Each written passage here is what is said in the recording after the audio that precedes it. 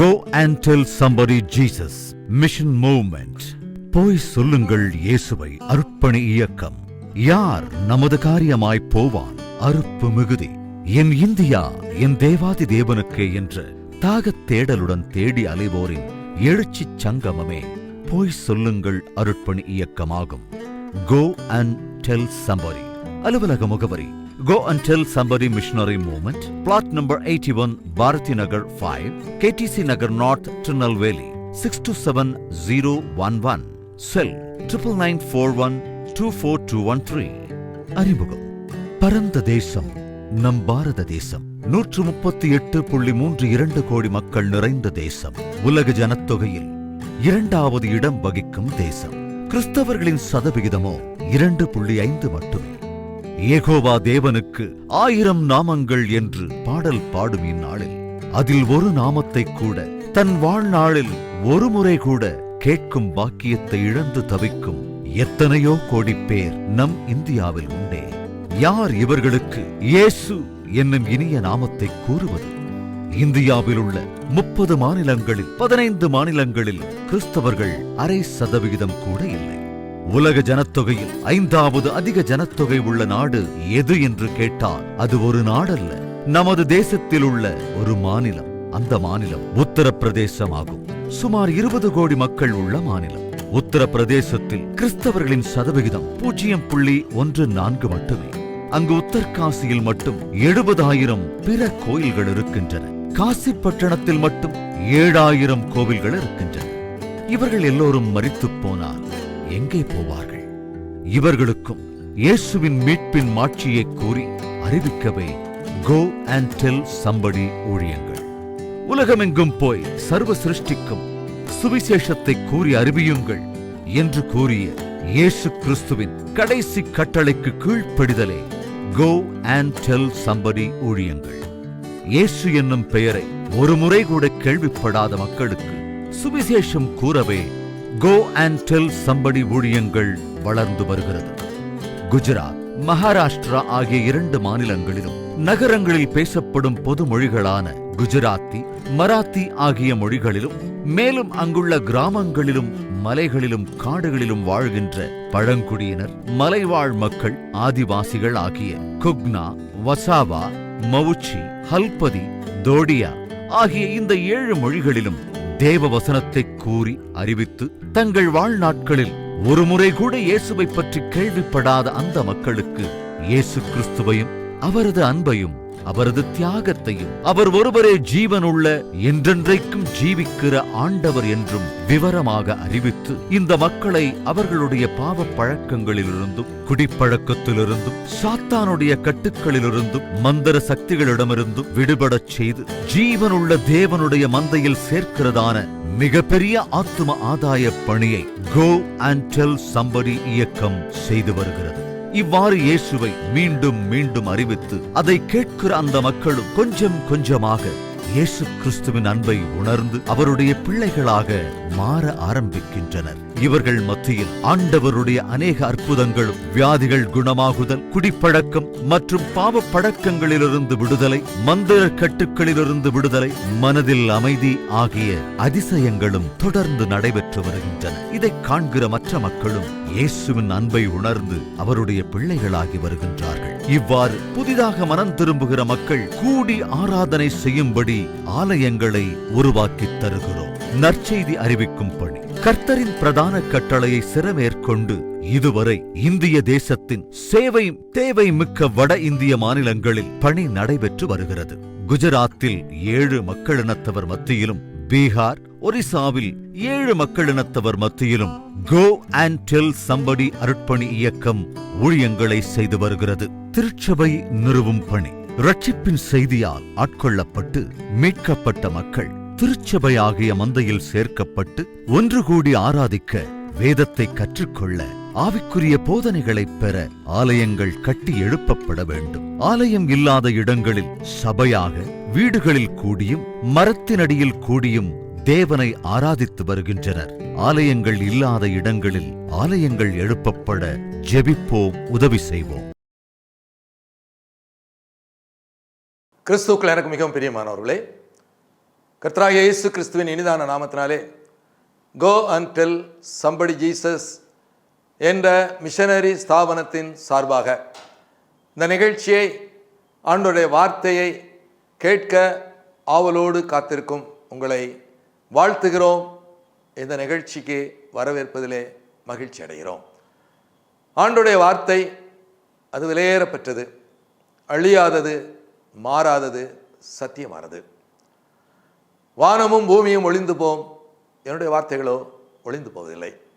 இந்த வேதத்தின் ஒரு எழுத்தாகிலும் எழுத்தின் உறுப்பாகிலும் அவமாய் போவதை பார்க்கிலும் வானமும் பூமியும் ஒளிந்து போவது எளிதாயிருக்கும் என்று வாசிக்கிறோம். அத்தனை விலையேற பெற்ற வேத புத்தகத்தின் சத்திய வார்த்தைகள். கர்த்தாவே சொல்லும், அடியேன் கேட்கிறேன் என்ற சாமுவேலின் வார்த்தைகளை நினைவு கூர்ந்தவர்களாய், கேட்கிற எவனும் பெற்றுக்கொள்வான். மனிதன் முகத்தை பார்க்கிறான், நம் தேவனோ இருதயத்தை பார்க்கிறவர். இங்கே அமர்ந்திருக்கும் உங்களுடைய உள்ளத்தின் ஆழத்தை அறிந்த தேவன் உங்களுடைய தேவைகளை சந்திக்கும் வண்ணமாய் தம்முடைய வார்த்தைகளை அனுப்பவர் வல்லவராக இருக்கிறார். அப்படியாக மேலான எதிர்பார்ப்போடு வார்த்தைக்காக காத்திருப்போமானால் அவருடைய அமர்ந்த மெல்லிய சத்தத்தை நாம் கேட்க முடியும். இந்த நாளிலும் சிந்தனைக்கென்று லூக்கா எழுதின சுவிசேஷம் 15ஆம் அதிகாரம் 11ஆம் வசனத்திலிருந்து அந்த அதிகாரம் முடிய நடந்த ஒரு சம்பவத்தை தியானத்திற்கென்று உங்கள் மத்தியிலே வைக்க நான் விரும்புகிறேன். லூக்கா எழுதின சுவிசேஷம் 15ஆம் அதிகாரம் 11ஆம் வசனம் முதல். பின்பு இயேசு சொன்னது, ஒரு மனுஷனுக்கு 2 குமாரர் இருந்தார்கள். அவர்களில் இளையவன் தகப்பனை நோக்கி, தகப்பனே, ஆஸ்தியில் எனக்கு வரும் பங்கை எனக்கு தர வேண்டும் என்றான். அந்தப்படி அவன் அவர்களுக்கு தன் ஆஸ்தியை பங்கிட்டு கொடுத்தான். இப்படியாக இந்த சம்பவம் ஆரம்பமாகிறது. இதை கெட்ட குமாரன் சம்பவம் என்று அநேகர் அறிந்திருக்கிறார்கள். ஒருவேளை கிறிஸ்தவ சமுதாயத்திலே இந்த சம்பவம், இந்த கெட்ட குமாரனை குறித்த காரியத்தை அறியாதவர்கள் இருக்க முடியாது என்று சொல்லலாம். அந்த அளவுக்கு இது பிரபலமான ஒரு சம்பவம் ஆகும். ஒரு தகப்பனுக்கு 2 பிள்ளைகள், 2ம் ஆண் பிள்ளைகள். மூத்தவன் தகப்பன் சொற்படி கேட்டு குடும்பத்தை கட்டி காத்தவன். தகப்பன் கிழித்த கோட்டை ஒரு நாளும் அவன் தாண்டியதில்லை. தகப்பனோடு இணைந்து குடும்பத்திலே செய்ய வேண்டிய எல்லா காரியங்களையும் சிறப்பாய் செய்து ஒரு பொறுப்புள்ள மகனாய் தகப்பனுக்கு அவன் இருந்தான் என்று பார்க்கிறோம். இளைய மகனோ தவறான சேர்க்கை காரணமாய், கெட்ட பழக்க வழக்கங்கள் காரணமாய் வித்தியாசமான ஒரு வாழ்க்கை வாழ்ந்து வந்தான். ஒரு காலகட்டத்திலே இளையவன் தன் தகப்பனை நோக்கி, சும்மா அவங்ககிட்ட கேட்டுக்கிட்டே இருக்க முடியாது, சொத்தை பிரித்து கொடுத்துருங்க, எனக்குண்டான பங்கை எனக்கு தந்து விடுங்கள், நான் என் இஷ்டம் போல வாழ விரும்புகிறேன், ஒவ்வொன்றுக்கும் உங்கள்கிட்ட வந்து பணம் கேட்க முடியாது, எனக்கு என்னுடைய சொத்தை பிரித்து தர வேண்டும். ஒரே வசனத்திலே தகப்பன் தன் சொத்தை பங்கிட்டு கொடுத்தான் என்று வாசிக்கிறோம். அது அத்தனை எளிதாக நடந்திருக்க வாய்ப்பில்லை. எந்த தகப்பனும் தவறான பாதையில் சென்று கொண்டிருக்கும் ஒரு மகனுக்கு சொத்தை பிரித்து கொடுக்க ஒத்துக்கொள்ள மாட்டான். ஏனென்றால் அதன் பின்பாக விளைவுகள் மிக மோசமாக இருக்கும் என்பதை தகப்பன் அறிந்திருந்தான். மகனுடைய தவறான சேர்க்கை, தவறான நண்பர்கள், தீய கெட்ட பழக்கங்கள், குணங்கள், இவற்றிலே வளர்ந்து கொண்டிருக்கும் இளைய மகன் ஒருவேளை தாராளமான திரள் ஆஸ்தியை பிரித்து கொடுத்து விட்டால் அதன் மூலமாய் இன்னும் அதிகமாய் கெட்டுப்போவதற்கான வாய்ப்பு தான் இருக்கிறதே தவிர மகன் திருந்தி வாழ்வதற்கான வாய்ப்பு கிடையாது என்பதை அறிந்த தகப்பன் மகன் கேட்டவுடன் ஆஸ்தியை பிரித்து கொடுத்திருப்பது என்பது சாத்தியமில்லாத ஒன்றுதான்.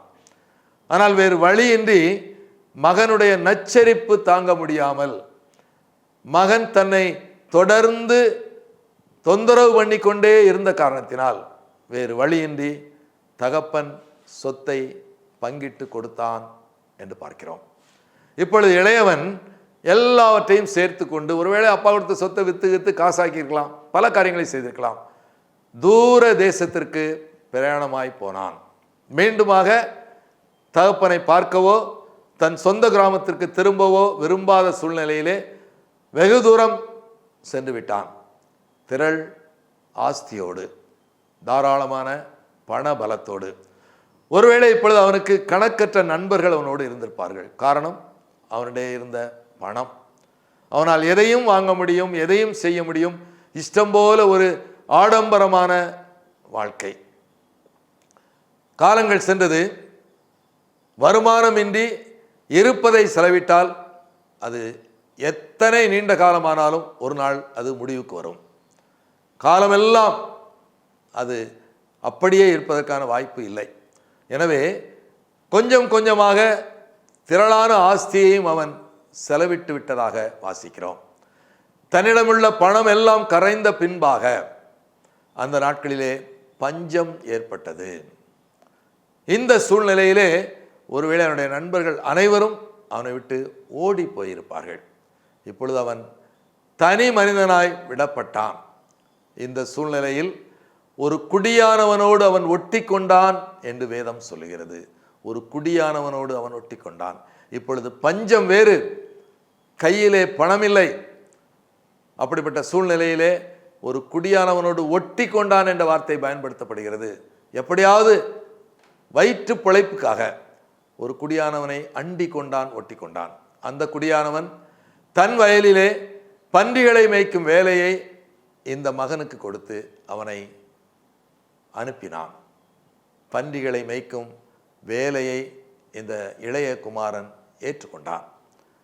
இப்பொழுது இவனுக்கு பசிக்கிறது. பசி என்றால் என்ன என்று ஒருவேளை இளைய குமாரன் அதுவரை தன் வாழ்க்கையிலே ருசித்திராமல் இருந்திருக்கலாம். அப்படிப்பட்ட ஒரு வசதியான வாழ்க்கை, வசதியான வீடு, திரள் செல்வம், வேலைக்காரர்கள், எல்லா வசதியோடு வாழ்ந்தவனுக்கு பசி என்றால் என்னவென்றே தெரியாமல் இருந்திருப்பதற்கான வாய்ப்பு இருக்கிறது. இப்பொழுது அவனுக்கு பசிக்க ஆரம்பிக்கிறது. ஒருவேளை பசியை குறித்து சமுதாயத்திலே ஒரு வார்த்தை அழகாக சொல்வார்கள், பெருங்குடலை சிறுகுடல் தின்னுகிறது என்று சொல்வார்கள். பசி என்றால் என்ன என்பதை வாழ்க்கையிலே முதல் முறையாய் அனுபவிக்கிறான் இந்த இளைய குமாரன். அவனால் அதை தாங்க முடியவில்லை.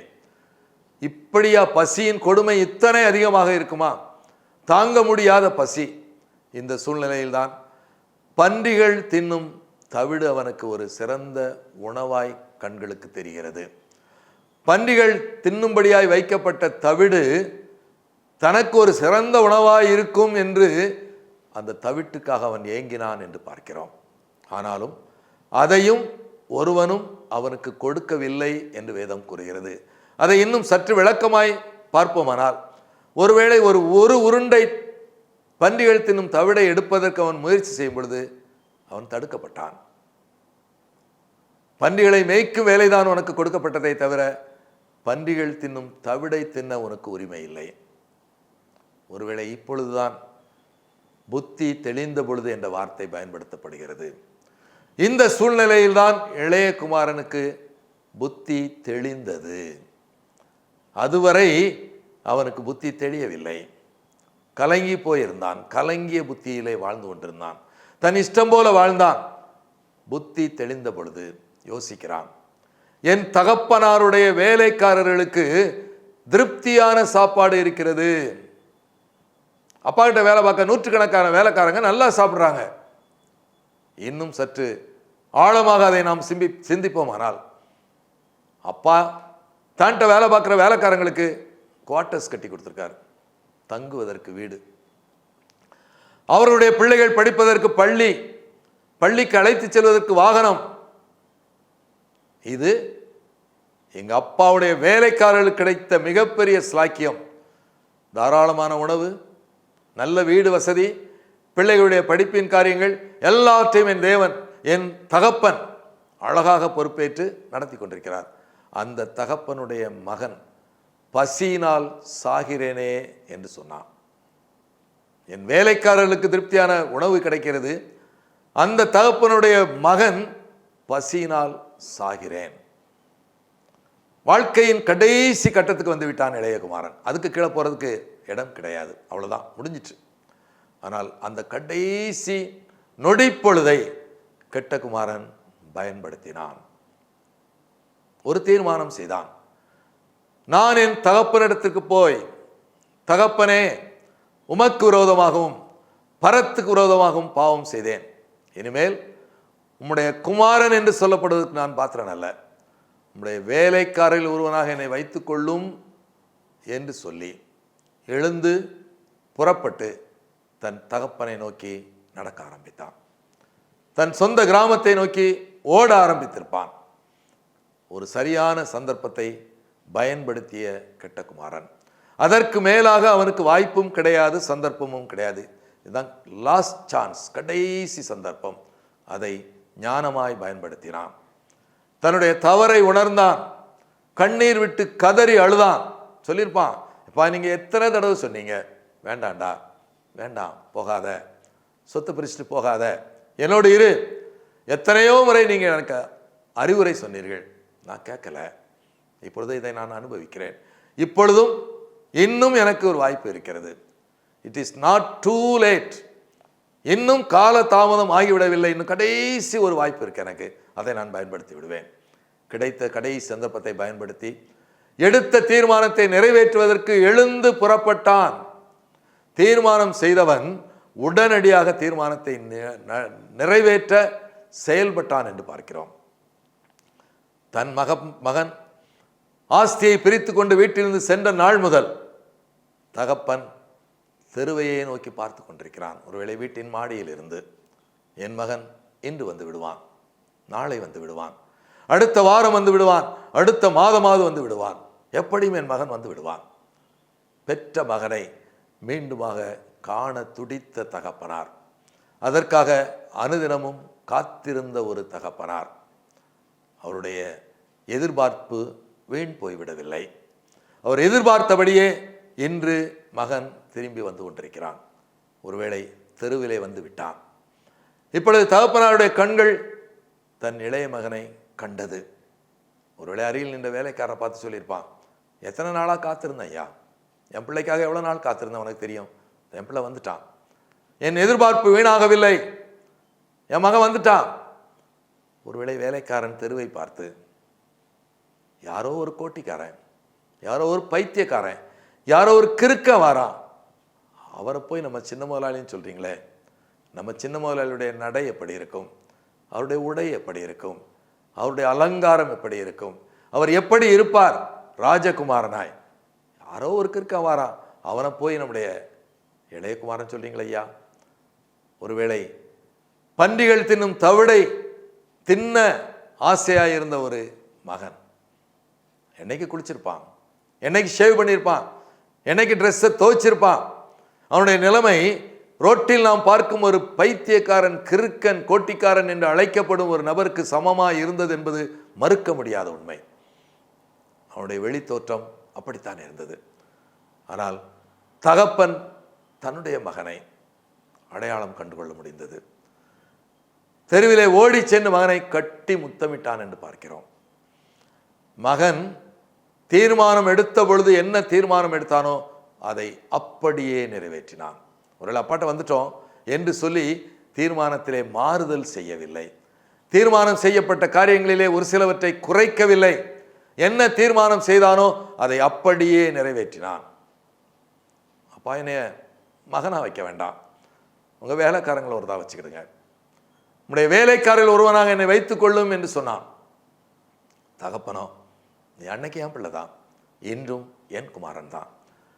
அவனுக்கு ஒருவேளை அவனை குளிப்பாட்டி ஆயத்தப்படுத்தி உயர்ந்த வஸ்திரங்களை உடுத்தி மோதிரத்தை அணிந்து பாதரட்சிகளை போற்று அந்த அரண்மனையின் இளவரசனாய் அவனை மாற்றினார்கள்.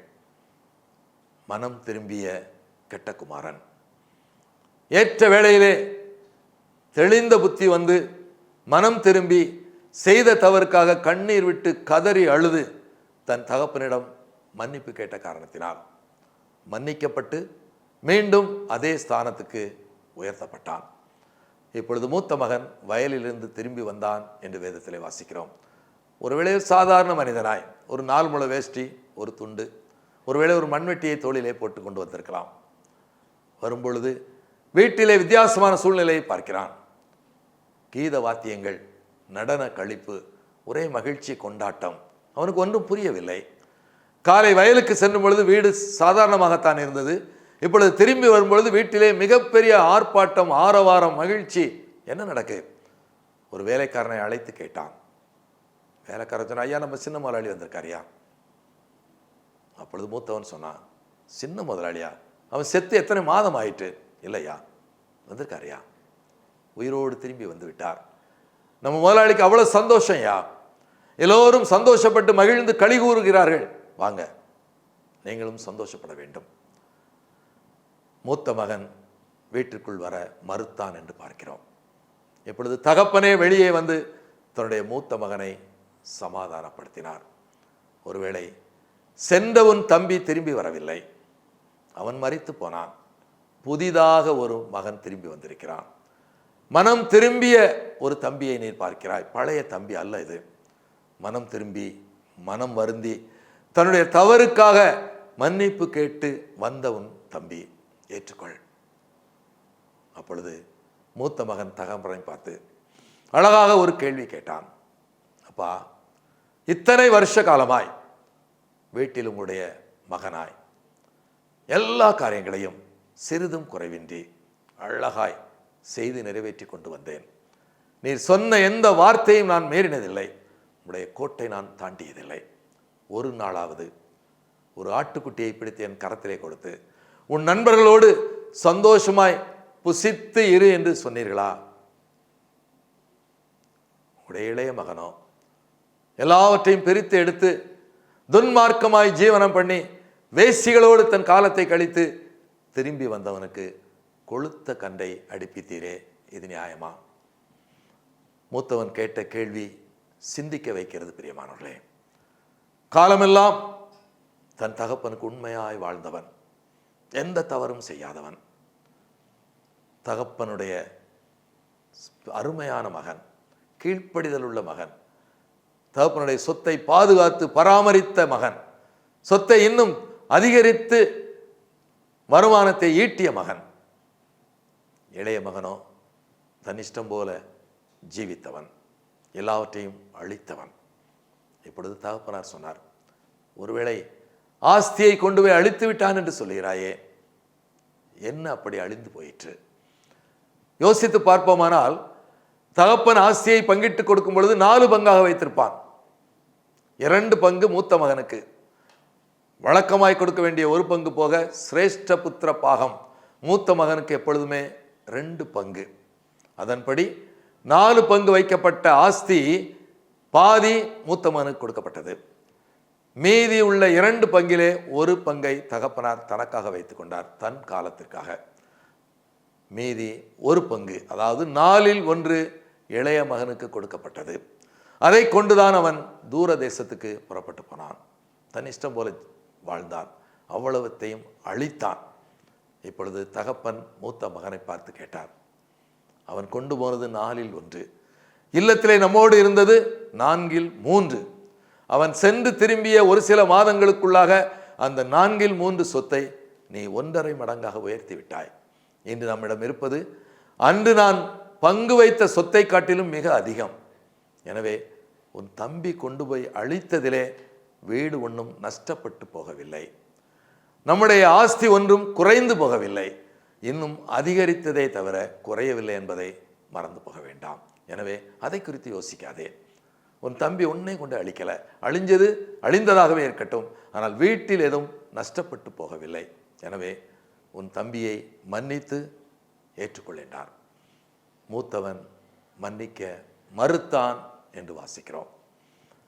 தன் வாழ்நாளெல்லாம் சிறந்த பழக்க வழக்கங்கள், குணாதிசயங்களோடு தன் தகப்பனுக்கு ஒரு உண்மையுள்ள மகனாய், கீழ்ப்படிதல் உள்ள மகனாய், குடும்பத்தை கட்டி காக்கும் ஒரு மகனாய் வாழ்ந்தவன் மன்னிக்க முடியாத ஒரே ஒரு தவறை தன் வாழ்க்கையிலே செய்தான்.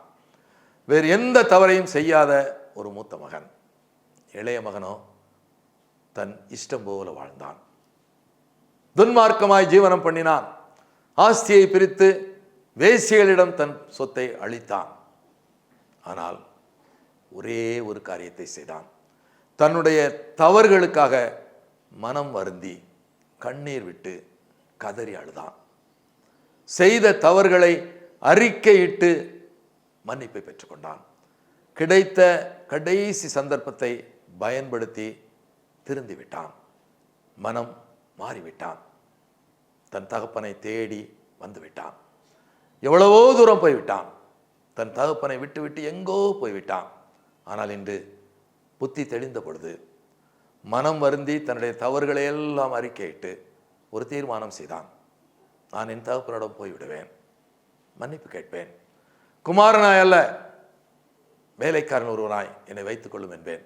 அதை போலவே வந்தான், தகப்பனை சந்தித்தான். தகப்பனிடம் எடுத்த தீர்மானத்தின்படி பாவங்களை அறிக்கையிட்டான், மன்னிப்பை பெற்றான். அரண்மனையின் ராஜகுமாரனாய் உயர்த்தப்பட்டான்.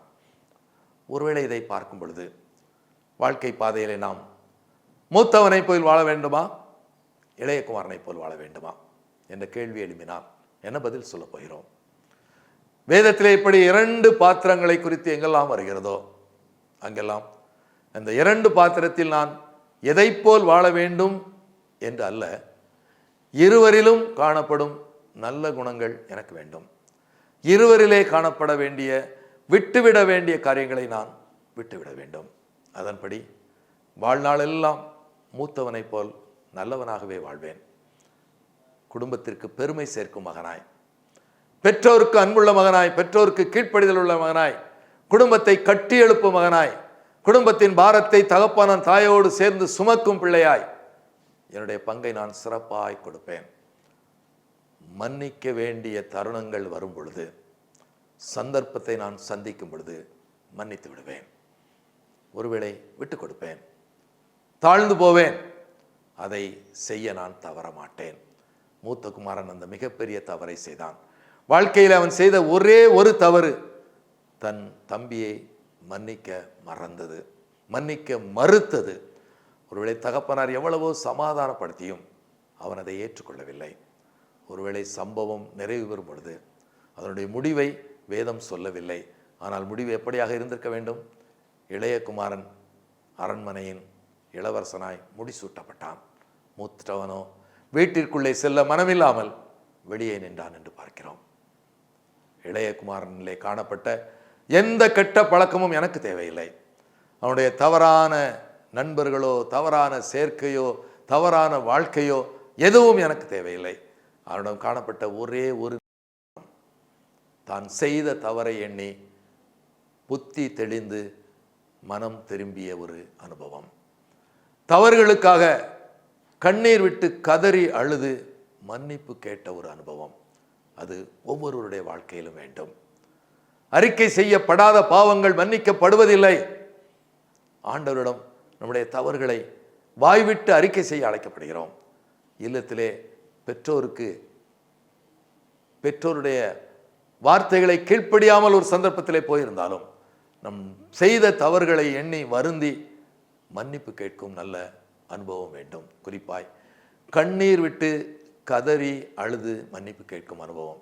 இப்படியாக இளையவனுடைய வாழ்க்கையிலே எதுவும் எனக்கு தேவையில்லை, கண்ணீர் விட்டு கதறி மன்னிப்பு கேட்டு பழைய நிலைக்கு திரும்பிய இளைய குமாரனாகவும், மூத்த மகனைப் போல் காலமெல்லாம் வாழ்ந்து மன்னிக்க வேண்டிய சந்தர்ப்பங்கள் வாழ்க்கையிலே வரும் பொழுது மன்னித்து விடவும், மன்னிக்க மறந்து வெளியே நிற்பது அல்ல, விட்டு கொடுக்க மறுத்து வெளியே நிற்பது அல்ல, தாராளமாய் நான் இறங்கி வந்து விடுவேன், தாழ்ந்து போவேன், மன்னித்து விடுவேன். அந்த மேலான குணாதிசயத்தை இளையவனிடம் பெற்றுக்கொண்டு மூத்தவனைப் போல் காலமெல்லாம் வாழ்ந்து மிகப்பெரிய ஆசீர்வாதத்தை, குடும்பத்திற்கு பெருமை சேர்க்கும் வாழ்க்கை வாழ்ந்துவிட தேவன் நமக்கு பலன் தருவாராக. கண்களை மூடி ஜெபிப்போம். அன்பின் பரலோக பிதாவே, என்னுடைய கரத்திலே கொடுத்த இந்த விலையேறப்பட்ட வேத புத்தகம், இதிலே சொல்லப்பட்ட கணக்கற்ற சம்பவங்கள், அதன் மூலமாக நீர் எங்களுக்கு கற்றுத்தர விரும்பும் நல்ல காரியங்கள், அதன்படி கெட்ட குமாரன் என்று அழைக்கப்படும் இந்த சம்பவத்திலே மனம் திரும்பிய மைந்தனாய் எங்களை மாற்றும். மூத்த மகனிலே காணப்பட்ட அனைத்து குணாதிசயங்களோடு நாங்கள் வாழ்ந்துவிட எங்களுக்கு பலன் தாரும். குடும்பத்தை நம்முடைய கருத்தில் அர்ப்பணிக்கிறோம். குடும்பத்திலே அவருடைய பங்கை சிறப்பாய் செய்வதன் மூலமாய் ஒரு சிறந்த குடும்பத்தை கட்டி எழுப்பவும், அதன் மூலமாய் நம்முடைய நாமத்தை மகிமைப்படுத்தவும் ஒவ்வொருவருக்கும் பலன் தாரும். உம்முடைய வார்த்தைகளை கேட்டுக்கொண்டிருக்கும் உம்முடைய பிள்ளைகளை அடியேன் உம்முடைய கரத்தில் அர்ப்பணித்து உம்முடைய நாமத்தினாலே வாழ்த்துகிறேன், ஆசீர்வதிக்கிறேன். உம்முடைய பாதுகாப்பிற்கும் பராமரிப்பிற்கும் வழிநடத்துதலுக்கும் சித்தத்திற்கும் ஆளுகைக்கும் உம்முடைய பிள்ளைகளை அர்ப்பணிக்கிறோம். இயேசு கிறிஸ்துவின் மூலமாய் வேண்டிக் கொள்கிறோம் பிதாவே. ஆமென்.